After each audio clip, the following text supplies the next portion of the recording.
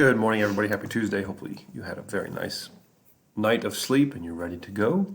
Remember, today is different. Different. We start coding today. It is a live class, so X group, you are at 8:30. So after our morning meeting, it's a different link. So we're gonna end that meeting and then go.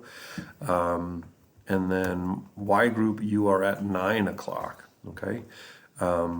So when you are not in class, you should be using that time to work. It is just 30 minutes at that point, so I would just work on math. And then in the afternoon, instead of science there, it is the session 5 for memoir.